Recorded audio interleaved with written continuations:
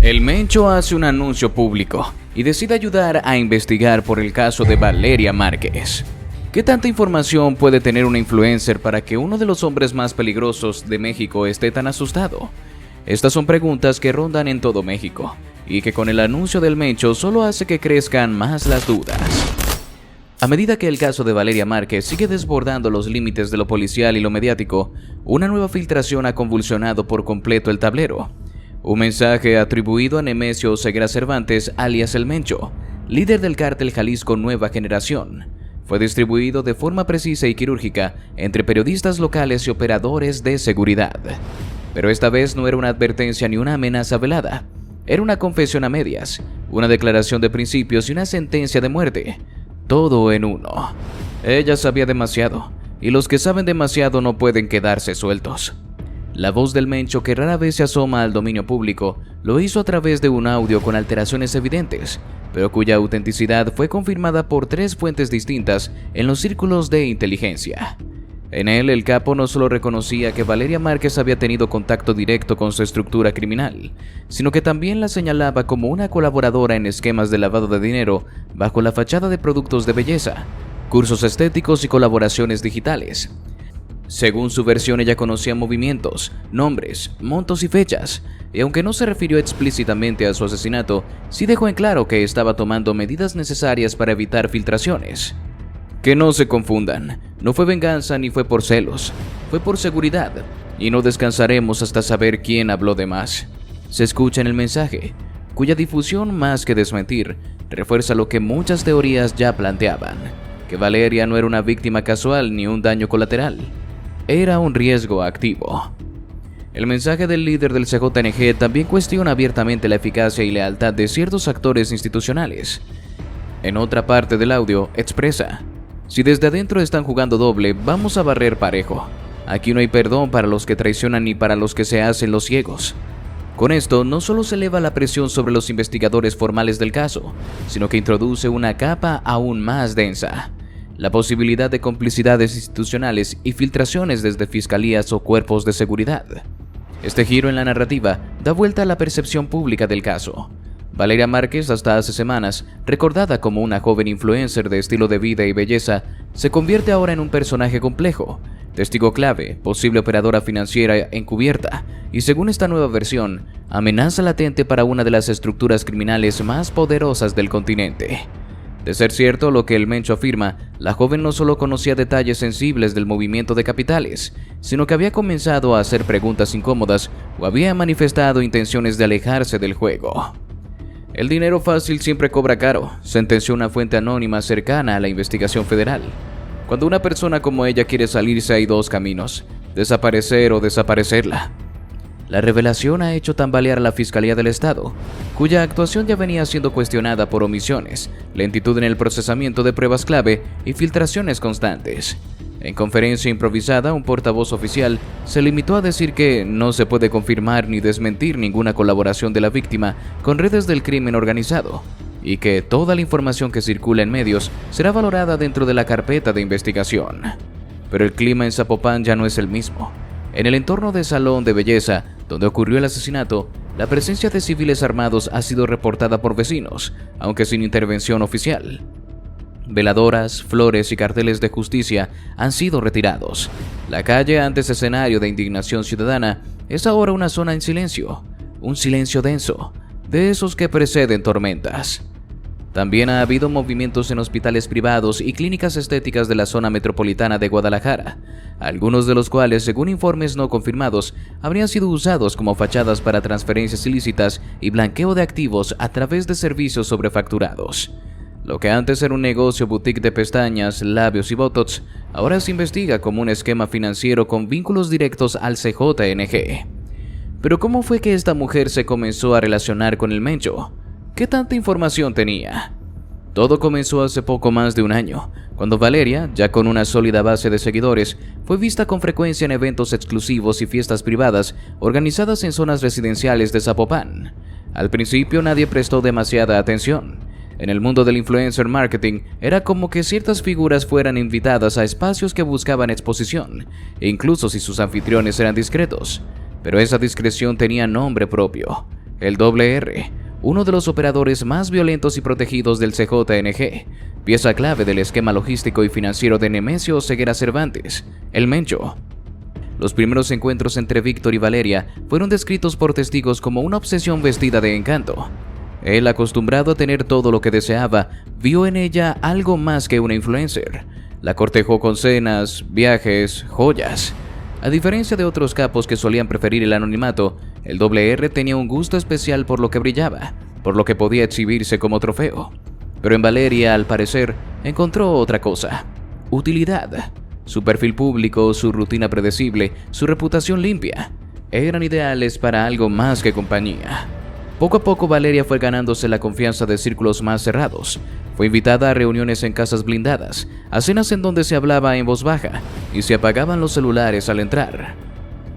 Según fuentes consultadas por este medio, no tardó en ser incorporada, casi sin darse cuenta, a una red de lavado de dinero que operaba desde negocios fachada. Uno de ellos, como ya se sabe, fue su propio salón de belleza. Blossom The Beauty Lounge, inaugurado con bombos y platillos hace 8 meses, fue financiado, según los fiscales que hoy analizan el caso, con dinero proveniente del CJNG. El salón estaba estratégicamente ubicado, equipado con cámaras de alta resolución, conexión cifrada y zonas privadas con acceso restringido. Para el público era un centro de belleza. Para la organización, una estación segura para hacer pasar dinero y mantener reuniones encubiertas. En los primeros meses, Valeria fue considerada una colaboradora menor. Su papel se limitaba a validar facturas, justificar compras y servir de imagen pública del establecimiento. Pero con el tiempo comenzó a recibir información más delicada. Víctor confiaba en ella. La veía no solo como un rostro bonito, sino como una posible aliada en algo más grande. Incluso llegó a hablarle, según capturas filtradas a las autoridades, de rutas de distribución, códigos de embarques, nombres que no debían pronunciarse fuera del círculo. La relación se volvió peligrosa.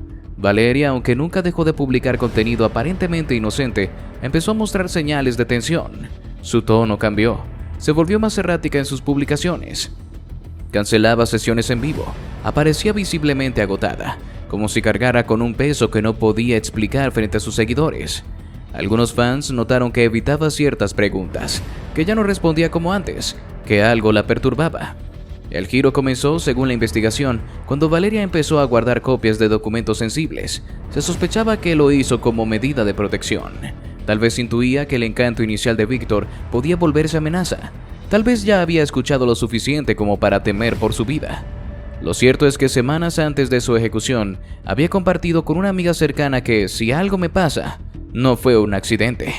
Fuentes internas de la fiscalía aseguran que ella manejaba en una carpeta encriptada nombres de empresas utilizadas como fachadas, identificaciones falsas, números de cuentas vinculadas a transferencias millonarias y una lista de ubicaciones de casas de seguridad. Todo eso recopilado con la ingenuidad de alguien que creía que tener la verdad la protegería. Pero lo que ignoraba era que en ese mundo, la verdad no se guarda, se elimina.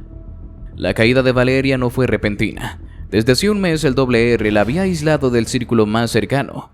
Le hablaba menos, mandaba a terceros para comunicarse. Algunos dicen que ya sospechaba, que alguien del cártel le había advertido que ella estaba hablando de más, que había sido vista con un funcionario del gobierno, que preguntaba por cosas que no debía. Fue entonces cuando todo cambió. La noche del 15 de marzo, Valeria recibió una entrega, un peluche, un café helado y una tarjeta con la palabra perdón. Quienes la conocían sabían que eran símbolos de una rutina compartida con Víctor, detalles que solo él solía tener con ella. Pero esa noche esos detalles no significaban reconciliación, significaban sentencia. El ataque ocurrió en vivo, a las 6:29 p.m., mientras transmitía un tip de maquillaje. Un hombre entró al salón, le preguntó algo en voz baja y disparó. 3 veces, directo, frío. Luego escapó en sincronía con otro cómplice. Coordinación quirúrgica, ruta despejada, cámaras apagadas en puntos clave. Nada fue dejado al azar. Las autoridades llegaron minutos después, pero para entonces Valeria ya no respiraba. El salón se convirtió en escena del crimen, el país entero en espectador de un asesinato transmitido en tiempo real. ¿Hasta dónde podría escalar las amenazas del Mencho? ¿De qué podría ser capaz? Amigos, ex colaboradores y contactos cercanos de la influencer comenzaron a recibir visitas inesperadas. Pero no eran periodistas ni autoridades, eran hombres que llegaban sin avisar, que no tocaban la puerta, que entraban si era necesario con violencia, buscando algo que nadie terminaba de entender del todo.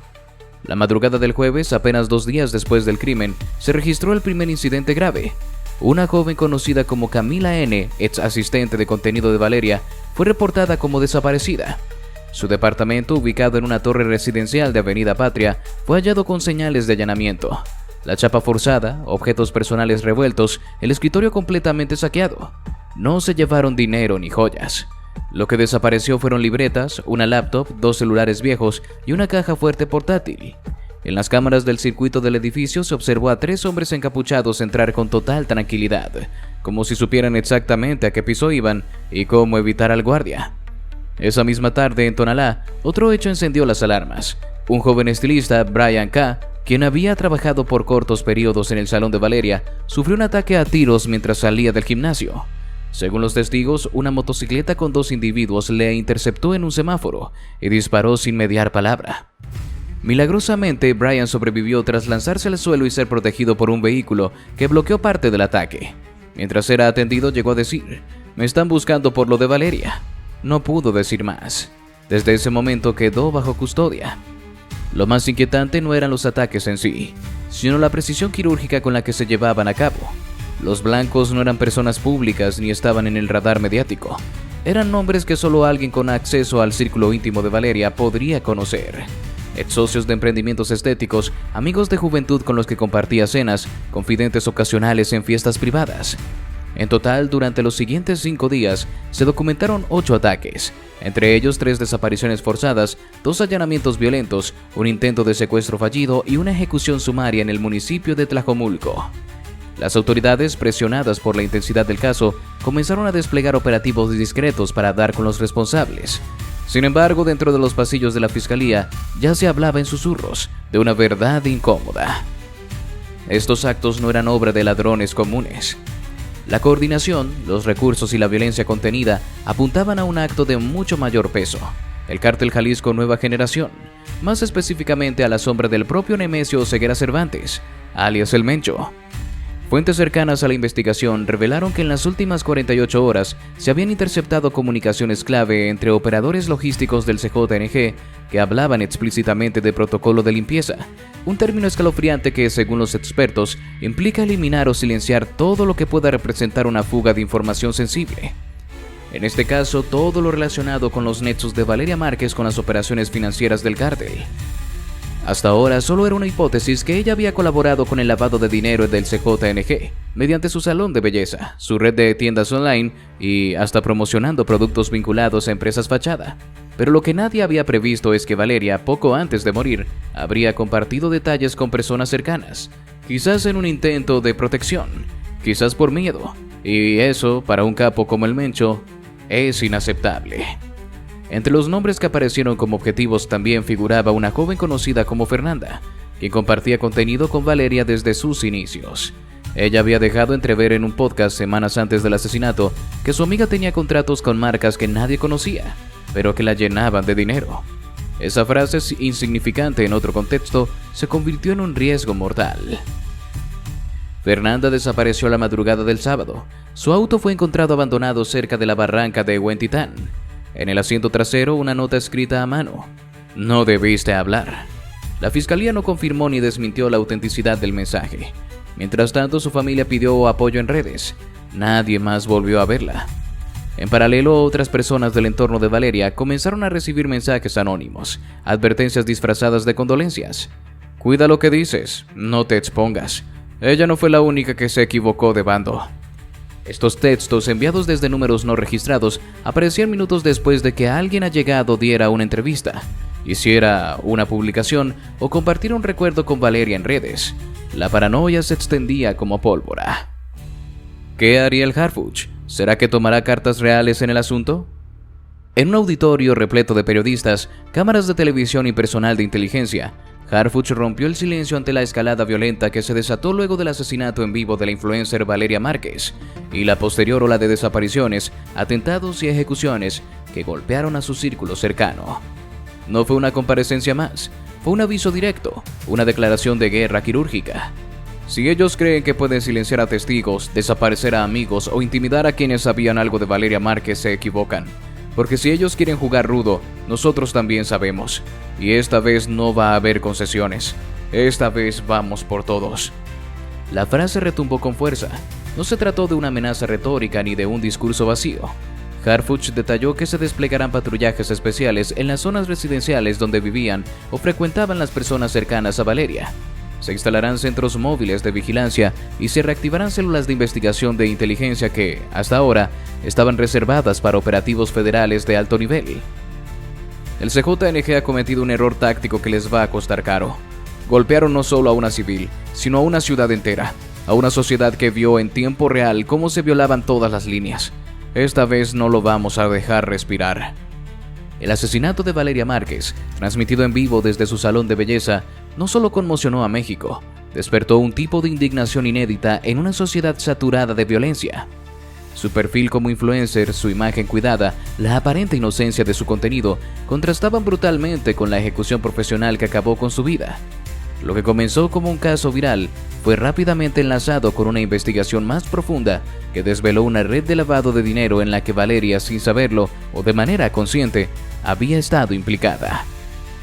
Con el paso de los días, las piezas comenzaron a moverse. Amigos de la joven desaparecieron. Algunos fueron encontrados días después ejecutados.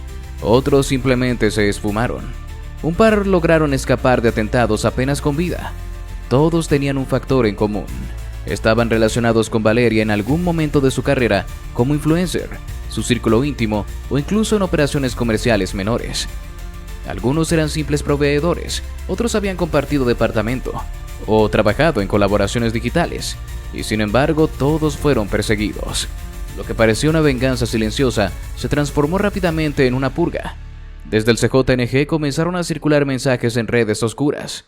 Querían saber qué sabía cada uno de ellos, qué les había dicho Valeria, quién podía delatar al grupo, dónde estaba la información que ella había manejado, si es que había quedado guardada en algún dispositivo o aplicación en la nube.